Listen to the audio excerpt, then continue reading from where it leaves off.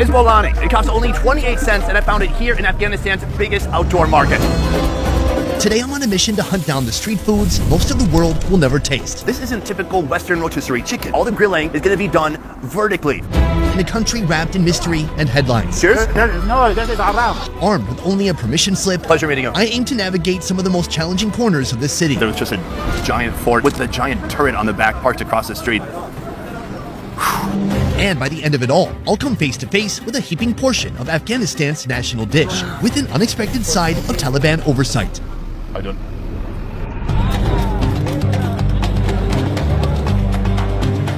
Mandawi Market, Kabul.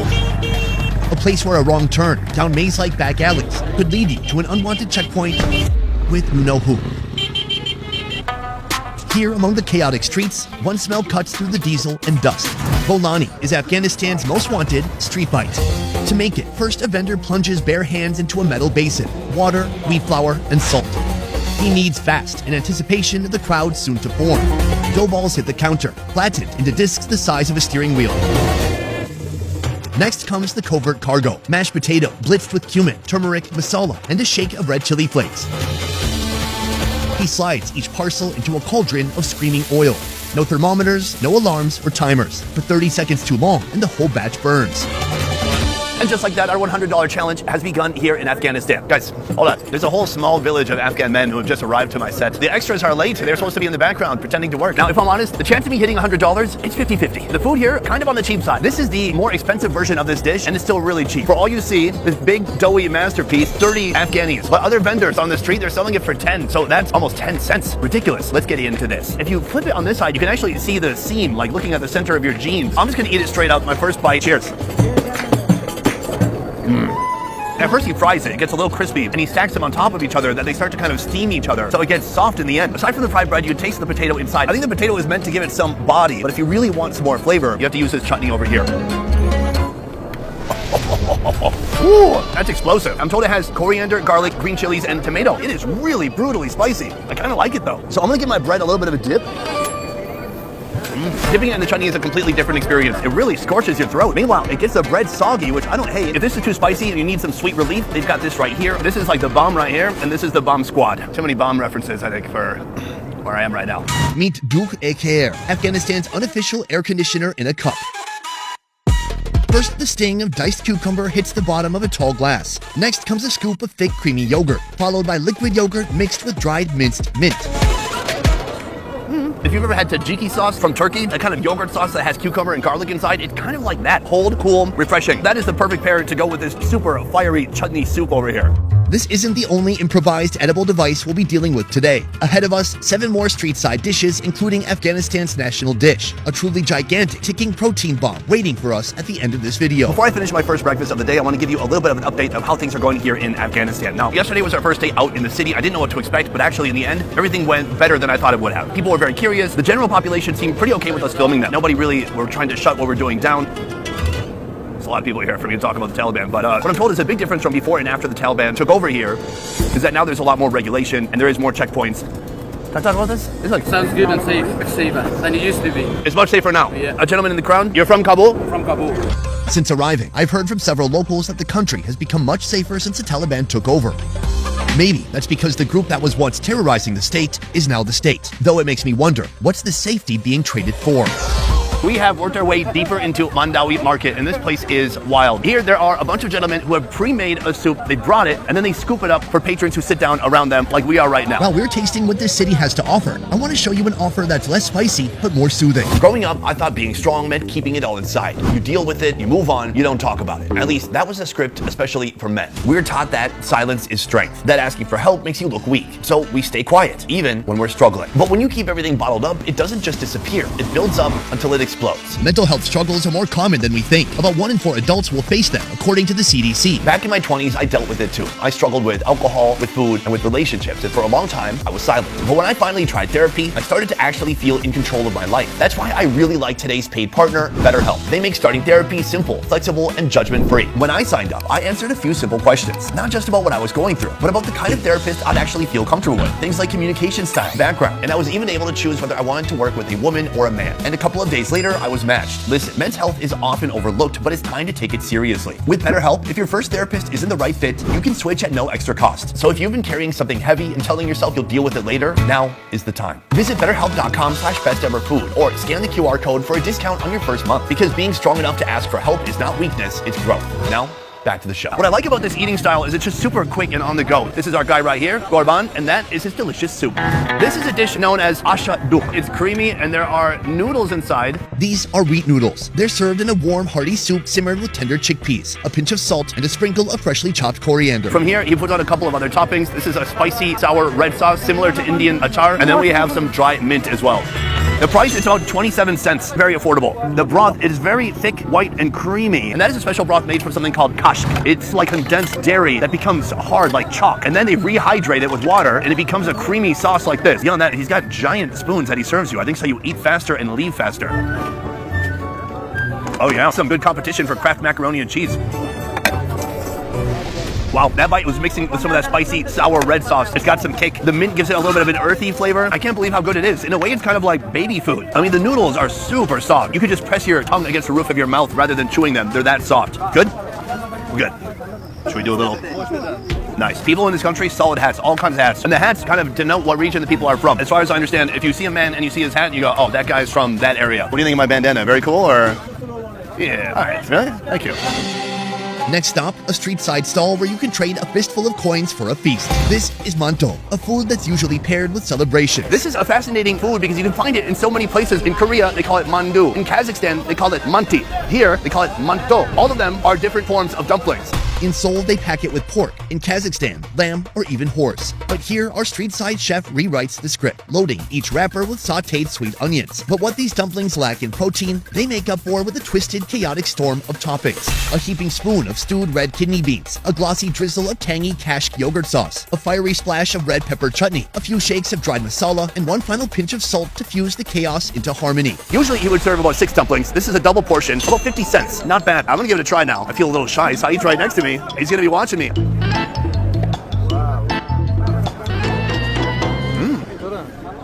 He keeps making me shake his wrist. I want to shake his hand. The fillings are almost imperceptible. It is very salty. The wheat wrapper is nice. It's got a little bit of bite to it. Everything else, it's very sour. That spicy sour sauce that we had previously on the soup, they're putting the same thing on top of here, and it really dominates all the flavor. I'm going to try to crack one of these open and see the interior. There's potentially some onion in there. There are some tricks of the trade when you're trying to make a food very affordable like this, but very flavorful. What he's lacking in flavor that you might be getting from meat or dumba, he's trying to make up for it with all the masalas and chutneys. Thank you. How about that hand? Yes. No. Oh, like this? I was doing it wrong the whole time. All right, folks, it is 12:44. It is lunchtime, and this is a substantial feast. It's liver. First of all, my guy right here has the big tawa. I guess that's what you would call it in India. On the side, French fries. Potentially, I'm in the way. No? When he prepares this for each person, he puts the liver in the center, and he combines it with a couple of special ingredients. Let's see if he'll do it now for us. So now he brings the liver to the center. He takes some of the grease that the fries are frying in. Boom! Minced garlic, just like that. He minces the chili into tiny little pieces. That is pure flavor. The tomatoes and the liver, those are the main ingredients for everything you see here. It goes on the plate. He hits it with a little bit of cabbage. He hits it with a little bit of dry masala, and then he hands it to his customer, which is me. Sir? Where do you... Sir? Tashakur. Thank you. Right here we have our most substantial food of the day. That is chigar. Also, a new bread just dropped. This looks very similar to the bread we saw baked in the bakery in the last video. It even has the perforated stripes here for easy tearing, and it has the same texture. It just has a different kind of oblong shape to it. Let's talk about the price. This should be our most expensive dish of the day because it's full of meat. This right here is coming in at a wild 98 cents. That's it. It's pretty remarkable. We've got bread, we've got a micro salad, and we've got a lot of animal liver, all for under $1. Not a bad deal. My first move right here, tear the bread. Oh, it's so satisfying. This is our utensil right here. There we go. Looking nice and greasy. Cheers. Not bad. You know, liver can be dry. It can be even chalky sometimes. That's pretty good. Pretty moist, very seasoned, super heavy and greasy. Liver, especially mutton liver, not my absolute favorite food, but what he's done here, it's nice. Aside from the liver, they just give you a little side of cabbage here. No. I tried to do a cheers with this guy. I got denied. Cheers? No, this is haram. I didn't know that's haram, just to cheers. I mean, there's no booze in here. Is there? That would be nice.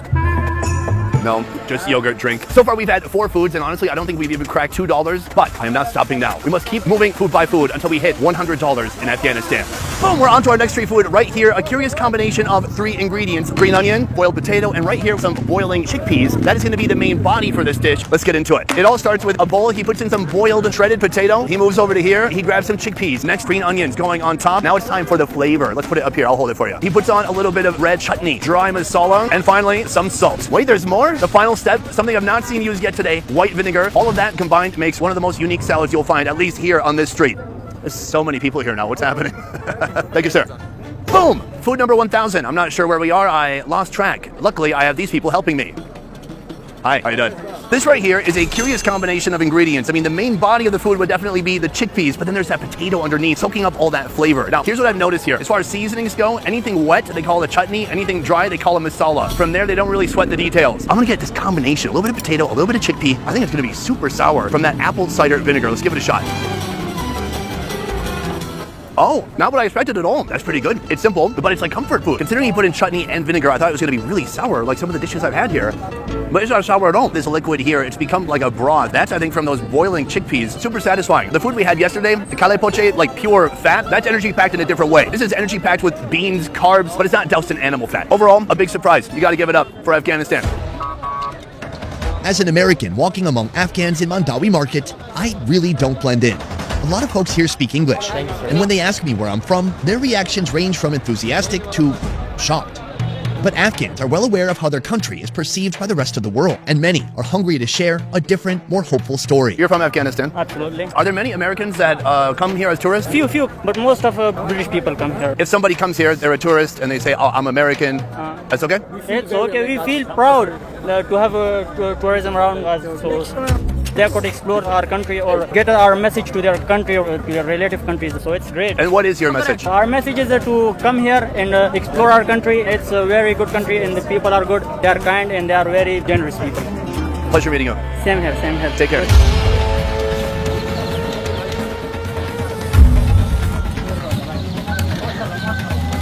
We have our next street food right here, and this is a wild one. This time instead of liver, we have cow stomach. That's right. The minced stomach is already coated with a dry seasoning blend with over 10 spices. And then he adds in a little tomato, and that's it. I'm going to order right now and see what happens. First, he brings out some of the stomach. He heats it up. He puts it on the plate. He gives it a bit of a smash. Boom. And there it is. If I'm honest, I thought there was going to be more steps. All right, folks, let's get into it. Cow stomach. It's not pretty, but it's not meant to be. Come take a look. Actually, it doesn't look too bad. I mean, the cow stomach is a very fatty organ, so if you hit it against some hot steel, it could get kind of crunchy. It could create a nice Maillard reaction. So I'm going to break some bread, and we scoop up some of that meat. That is some intense-looking meat. Let's give it a shot. It's like Afghan chitlins. I don't hate it. This is not a food for the uninitiated. If your favorite food is Chipotle, this is not going to be for you. It's got some game to it. It would knock most Americans on their feet. There's some smoky flavors in there. There's some fattiness. It's very rich. They got these little masala ashtrays on all the tables. It looks like craters inside because every guy who's been in here before you has been putting their fingers directly into the masala and putting it onto their food. But all right, this is the Afghan way. I want to hit it with some of this. I believe this is cumin and a little bit of salt too. Jump on board the masala train, my friends. A little bit more punch. I like it. This would pair perfectly with beer. And I'm pretty sure I'm not going to find one nearby. Can I? That should be the ultimate conquest of this series. These little meat morsels didn't make a dent in my wallet, so I need to search out something bigger, what some might call the culinary pride of Afghanistan. You see, other restaurants, you might go and just get some rice, but here, on top of that rice, they're going to give you a big chunk of meat like what you see here. But before that, I'm headed to a place where chicken is roasted upright, like soldiers in formation. Here, men tend the grill, and men line up to eat. So where are the women? Here's the situation. You know, you read a lot of stuff about the gender situation in Afghanistan before you come here, and then it's a little bit different once you get here. When the US withdrew and the Taliban took over in 2021, they implemented something called Sharia law, a strict Islamic legal system that even outlaws music. I heard women can only travel with a male relative, but at least in Kabul, I've seen women moving alone and with other women. On the streets so far, I've noticed maybe 20% of the people are women. Not all of them have to be covered up. I mean, there's women walking around just with the hijab on, and there's plenty walking around with what they call the Afghan burqa. I'm not sure what the rules are. I think they have to wear some kind of covering, but it doesn't have to be a burqa. I heard girls don't receive secondary education, and that's true. Some say the Taliban is just waiting to create the appropriate curriculum, while others admit it'll likely never happen. What's clear is that any topics around women are extremely sensitive. I met a family today who was Afghan British. They're from the UK, but they came back to visit Afghanistan. They knew my channel. They said hello, and I said, hey, could I take some video of you? And the mother, an Afghan woman wearing a hijab, said, no, it's against the rules. So, evidently, there are some rules. We ourselves have been told and warned many times not to even film women. By the rules of those who have permitted us to film here, it's like they'd prefer you to not even know Afghan women exist. So the issue, I would say, is very complicated. From here, I intend to take on Afghanistan's national dish, a dish known as palau. We're headed there, not next, but after that. I thought I'd seen chicken grilled every way possible around the world, but that was until I came here to Afghanistan. The Afghan way of grilling chicken starts with a pool of marinade made of yogurt, MSG, salt, dried ginger, red chilies, wine vinegar, and water.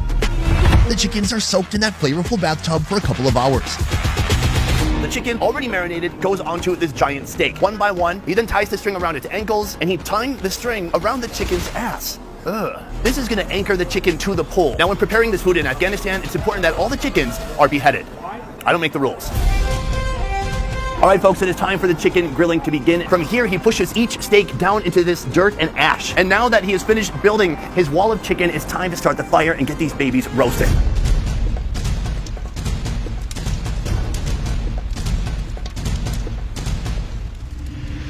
When the chicken blazes a molten orange, it's pulled from its vertical spit. Split the chicken open, flatten it onto a rack, then give it a quick grill over charcoal for that extra hit of smoky flavor. Once hot, it's tossed onto a plate where it receives a sprinkle of chicken masala, a bowl of yogurt, and a handful of shredded cabbage. Wow, you would never believe it, but there was just a giant Ford F-150, the giant turret on the back parked across the street. Whew. All right, welcome to Kabul, baby. What? Chicken. An entire freaking chicken that costs only $4.90. That is how much chickens used to cost in the USA. Now to get that same deal, I have to fly all the way to Kabul. I'm gonna start right here. The breast has no fat. If the breast is juicy, then you know that dark meat's gonna be real nice. Let's give it a shot.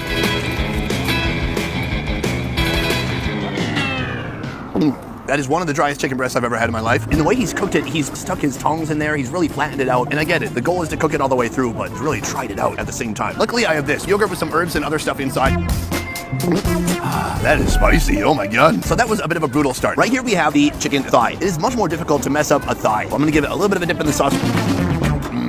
That's actually very nice. I would say the two most remarkable things about this are, first of all, the price, but also the way they make it. It's so cool. At this point, I've seen chicken made at least 100 different ways. Even when I was in Thailand with Mark Wiens, they used an oil can to cover chickens on steaks, and they used grass to burn around those oil cans until the chicken inside cooked all the way through. There is no end to what you can do with a chicken, and this is just more proof of that here in Afghanistan. For our Afghan street food finale, I'm visiting a family-run restaurant that's been serving Afghanistan's national dish for 24 years. We have arrived at our final location, where they're serving up a dish known here as palau. But let me back up a second. Central Asia is really known for this food. I've had it in Uzbekistan, where they call it plov, and I've also had it in Kazakhstan. But here in Afghanistan, they make it a little bit differently. We're gonna head into the kitchen to see how it's done. Under here is a deep pan, and inside of it, there is over 125 pounds of beef. From here, he's gonna pop off the lid, and we're gonna see the beef inside. Oh. Not at all what I expected. It's so watery. Every time I've seen plov or palau, the meat is seared and then kind of steamed. But here, it's been boiled for a few hours. The first and most crucial step. He's removing all the big meat chunks from this pan. Right now, he's separating it according to the body part. So he's putting some on this plate, he's putting some in this pot right here. Once all of it is organized and removed, he's gonna be able to remove the small bones that have fallen off the meat during this braising process. Now that our deg is clean, it's time to build up the palau, starting with a thin layer of carrots to insulate the pan from the meat. The next step is dumping all that clean meat back into the deg. He has to place each piece perfectly so it can balance well with the heat and with the rice. It's a puzzle of protein. Time for the broth. Oh, it smells like a nice beef crock pot. Now it's time to introduce some new ingredients. Up first, the carrot. Next up, he's putting in raisins. And now he leaves for a cigarette. So I thought he was coming out here for a smoke, but no, he came out here to light up the gas stove. The stove slowly heats up. Finally, the rice, the true hero of this operation, marches to the front lines. Salt and cumin follow as reinforcements. Now, the fire does its work. Afghanistan's palau comes in many forms, each with its own meaty twist. But this one is the crown jewel, rich, meaty rice cooked to perfection. 2 hours has passed, and at last it is time to reveal the final palau product. This is Kabuli pulao. The rice has steamed up beautifully. Look at these long grains, raisins, the carrots. Now he is making my portion of pulao, the biggest portion possible on this platter right here. Starts with steamed rice. He hits it with that giant piece of beef, and then he puts some smaller pieces of beef on the outside. Slowly, he starts to reveal the carrots and raisins. And that, my friends, is the final product. It looks amazing. Let's go try it out. All right, folks, our final meal of the day. Here it is, Afghan pulao. The way they prepared it here is pretty different than what I've seen in other locations. It's more simple, but I love what they're doing with these big chunks of beef. And that is what we're going to be building up to for this meal. We have the pulao, but we have a couple other things here too. First of all, a pickled vegetable. We'll try that later. Right here, Uzbek bread. So I've actually seen this type of bread being made before in Uzbekistan. It's gorgeous. Then there's a plate of beans. Probably they mix this with the rice, but I'm just going to go beans. Rich people will go crazy for this. It's just beans from a can. Let's get into our pulao, our most expensive meal of the day. This is a double portion, and it costs only $10. That's remarkable. Ideally, you want that rice to be absolutely saturated in the fat from the beef and the oil. This place, they are so proud of their oil. The oil they're using, sesame oil. That is what makes this place stand out from the others. The raisins just offer this hint of sweetness. It pairs perfectly with that really heavy rice. The carrot looks beautiful. I'm a big fan. Next, I want to get into smaller pieces of beef. It's so tender, and the fat and the tissues have really broken down, but I gotta say, it's not much flavor. Let's hit it with a little bit of salt. Pablo Escobar over here. Some red chili powder, and a mystery powder. Now we're gonna take another piece. The salt and the seasonings just bring out even more flavor. That's exactly what it was missing. Before we get to this giant piece of meat, I do want to try this. A pumpkin pickle. I've never heard of anything like it. I didn't know a pumpkin could be a pickle. It tastes like a Korean radish that's been boiled. Very sour, one note. It's a nice contrast to everything here. To wash it down, we've got this. Wow, let's see what wow tastes like. Oh, okay, this is Afghan Mountain Dew. Very sugary. Kind of goes nice with something like this. Next, the meat. The meat is just literally fall off the bone soft. So I'm gonna take a little bit of rice in my hand, some raisins, put the meat on top of it. This is a very good day. Amazing. And that meat is just so beefy, so fatty. Hi. Unknown to me at the time, my new neighbor to the right is a member of the Taliban, How you doing? with his rifle resting just out of frame. Salam. Thank you. Perhaps that explains why he keeps stealing glances at my crew and me. How you doing? Are we interrupting you? Okay. This is obviously meant for a group, but I feel like an Afghan king right now. And the bread? I bet it's delicious. So that is Afghan pulao, and that is our 8th and final street food of the day. But we still have one thing left to do, and that is adding up all the food throughout the day to see if we spend over $100. All right, folks, so we have just left the final restaurant, and fun story, the moment after we stopped shooting, the man who sat next to me was holding a rifle. He was pretty fast and loose with it. I wasn't a big fan. These guys, at the last second, said, hey, you didn't film us, right? And I said, absolutely not. Gotta go. Take care. I tell you that story in order to tell you this. This is not a normal place. There's no country on earth, I think, that has the dichotomy you will find here in Afghanistan. On one side, you have jovial, outgoing people. On the other side, you have beheadings. So I'm still not sure what to make of this place, and I'm learning more day by day. Luckily, we got out of there. There was no issue, but it just was a reminder, and I see these reminders constantly where I interact with people. Things are normal until they're not. So if you're seeing me having a fun little romp in Afghanistan and you think you should come here too, the reality is different. I can just tell you this. We're not able to show you the full reality of what it's like to be here on camera, because those moments we can't film. And if we did, we would have much bigger problems. Oh wait, but Sonny, did you spend $100 on street food today? Doing math? Boom, this much. Really didn't think we would get there, and then guess what? We didn't. Today was an absolute culinary adventure getting to explore the unique street food of Afghanistan. Some of it, it was on the cheaper side, and so I could see why it might not be as delicious, but some of it was outstanding. I would say my favorite dish from the day, the pulao. Big, giant chunks of beef that have been braised and made tender and soft over hours of cooking. Very nice.